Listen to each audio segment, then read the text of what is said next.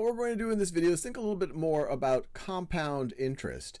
And in this video in particular, we're going to talk about compounding more than once per year. But let's just start with an example where we compound exactly once per year. So let's say that we're going to put in a principal amount. So our principal, to make the math easy, let's make it $1,000. Let's say that our interest rate, so our rate is at 6% annually. And let's say that we're doing this, so the time is 3 years. So if we just compound this annually, and we'll talk about what it means to not compound annually in a second, what we would do is we would have our principal, so $1,000, and we would multiply it times 1 plus 6%.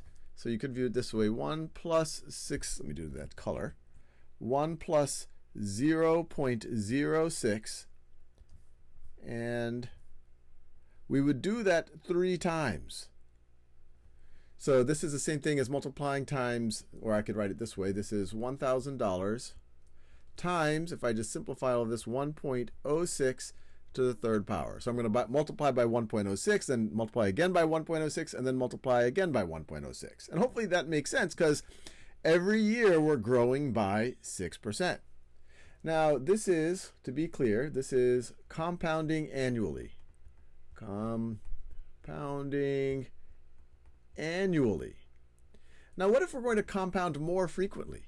So let's say we're going to compound twice a year, 2 times per year. What would that look like?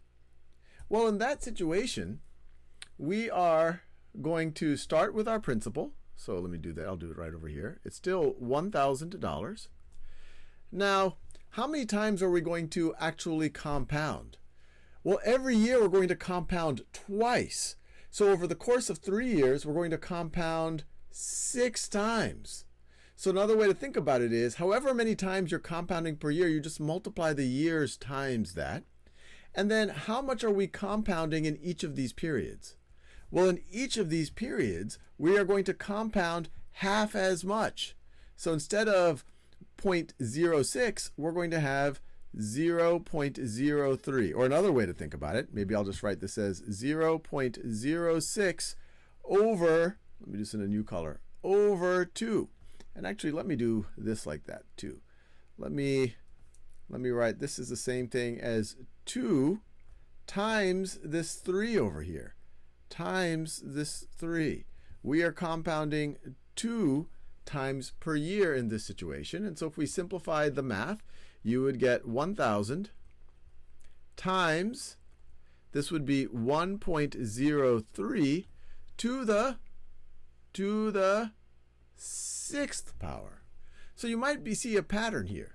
If we want to think about the amount of money that we have after compounding, it's going to be your principal amount. I'll write P for principal. It's going to be equal to your principal amount times 1 plus your rate, that's right over here, that's R, divided by the number of times you are compounding.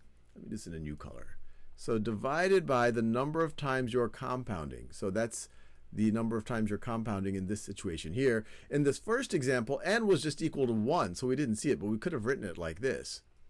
And then to the, well, we have t, which is the number of years. Whoops, wrong color. We have t, which is the number of years, but you're compounding n times per year. So times n. So here we have a general formula, and you see we just follow that because n was 2. And so we could use this for compounding any number of times per year. So let's say we are compounding monthly. Well, how many times is that per year? That is 12 times per year. So this is n is equal to 12. So in that situation, how is it going to look like? What am I going to have after 3 years? Well, I'm going to have my $1,000 times 1 plus 0.06 divided by 12 to what power? Well, it's 3 years. I have 3 years here, and I'm going to multiply those 3 years times the number of times I'm compounding per year, times 12. And sometimes you might see this written as t times n or n times t. Either of those will work. But what is this going to be? This is going to be, if I simplify it, it's going to be 1,000 times, what's 0.06 divided by 12? That's 0.005. So if we add everything, it's 1 plus, well, let me just write it this way, 1.005, and then all of that to the 36th power. All of that to the 36th power.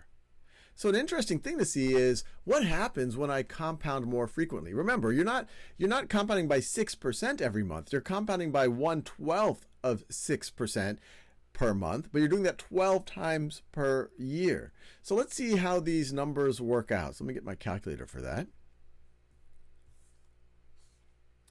So in this first situation right over here, we had, I'll just do the 1.06 to the third power is equal to that, and then you multiply that times 1,000.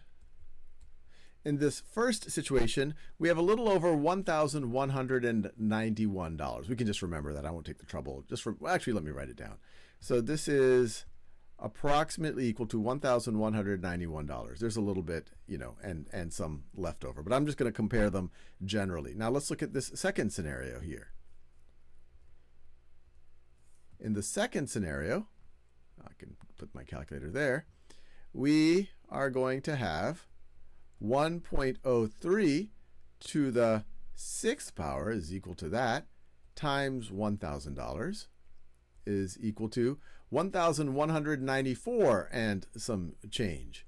So this is approximately 1,194. So you're getting a little bit more. It's not a dramatic improvement, but the more frequently you compound for the same annual rate, the better it's going to be. And I'm just saying this is whatever the change is. And now let's see when we compound even more frequently. 1.005 to the 36th power, I get that times 1,000 is equal to 1,196. Actually, if I round, it's closer to 1,197. So approximately $1,197. So you can see I'm getting a little bit more after 3 years if I'm compounding more frequently. Some of you might say, well, what if I just make this number arbitrarily large? Well, what would I get to? And that's an interesting question that mathematics has answered, but we're not going to answer it in this video.